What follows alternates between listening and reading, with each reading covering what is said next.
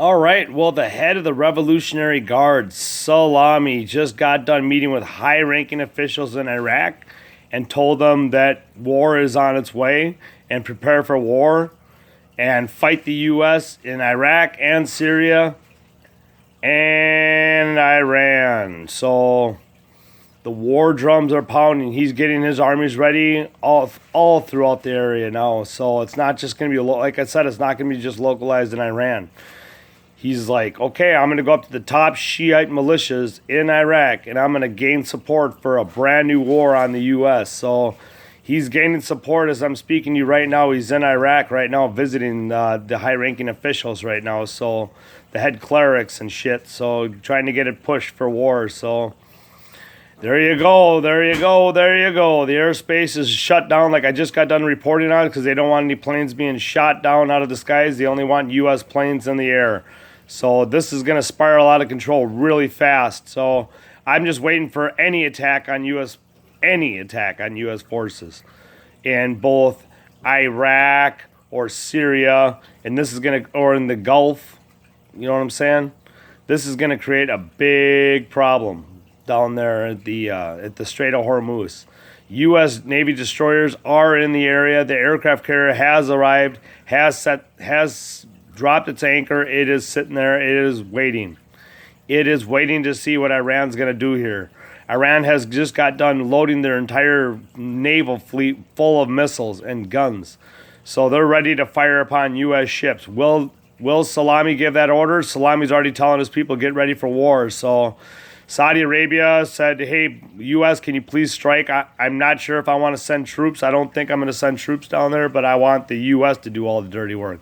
See, they're a bunch of pussies. They don't want to do it themselves, dude. So I shouldn't say the word pussies because the actual pussy itself is very strong. It takes a lot of abuse, and it has kids, so I shouldn't say that. But it's just a phrase. But I don't know. It's just fucking nuts. It's just a crazy, crazy world we live in, isn't it? So there you go. Airspace shut down. A Revolutionary Guard talking to high-ranking senior officials, getting ready for war. He's begging them to turn their arms against U.S. Special Forces and interest in Iraq. So this is why they pulled out all non-essential personnel. Anybody that's not bearing a gun that could shoot back at these Iranians, well, you don't have any business being there. So, but there you go. There's your latest news. So I love you all. God bless and Godspeed. So we're going to find out what today brings. So hopefully nothing happens, but I got to, like I said, I've been telling you guys, I got a bad feeling about this, that, they don't even have to fire at a U.S. ship. All they got to do is fire at U.S. Special Forces in Iraq or set off a bomb, and this whole thing kicks off out of control. So it just takes one roadside bomb or an IED or a bullet fired. I'm not even talking about a fucking missile fired at one of our ships. I'm just talking anything anything happens over there. They even fart wrong and they're fucked. So the war will kick off. So this is how close John Bolton is to his war that he wanted. This is why the top governments around the world were like, dude, I'm getting out. Spain pulled out. Germany pulled out. England's like, what the hell is going on? So England's saying it's not as credible threat as what America deems that as, but since we live in America, that's the threat level. These are the same people that cooked up all the false intelligence in the Iraq war. So these are the same people trying to cook up this war. So John fucking Bolton. All eyes are on Johnny. Is Johnny going to be able to turn the president's head the right way today? We'll find out. So I don't know. All I know is that Trump and Bolton are kind of at odds right now because Trump just wants them to step aside, and he doesn't want a war. He just wants prosperity. He wants to win in 2020. He doesn't want to get sunk into a whole other war, a big bloodbath where you see in your little daughters and your kids and your boys being blown up on the evening news and the morning news. Every morning you wake up, there's bombings. There's bombings at the Mall of America. There's bombings here. There's bombings there. I think Trump's trying to avoid all these bombings. So, the bloodshed that's going to spill out of Iran all over the world. It's the only country that has really spent the money in the Middle East to fight the U.S.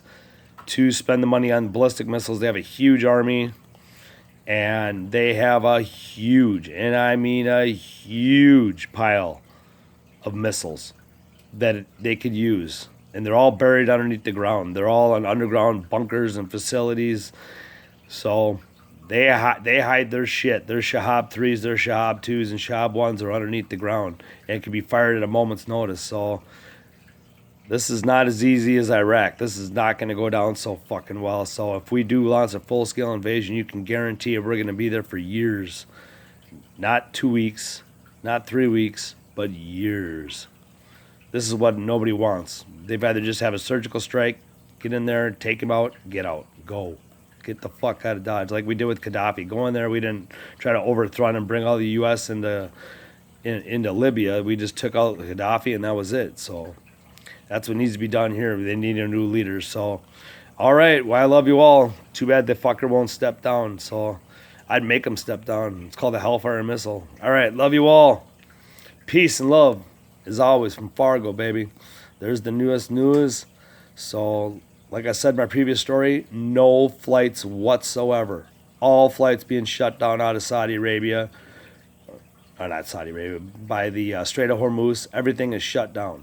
Anything and everything is shut down. So,